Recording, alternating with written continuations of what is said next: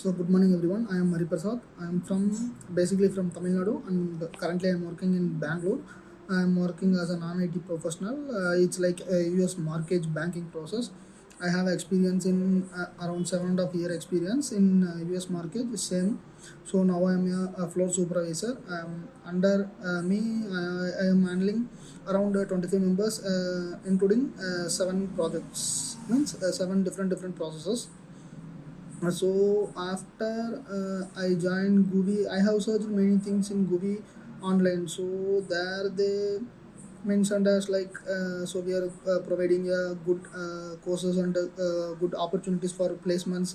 So and only main thing I have choose this one for placement and guidance. So I expected more. So I got also more from GUVI because daily they conducted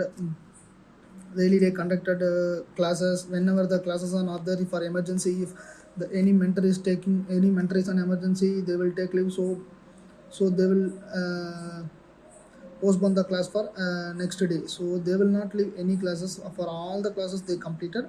So I have learned so many things. So I will expect I'm expecting I will place in a good company. So thank you for GUVI.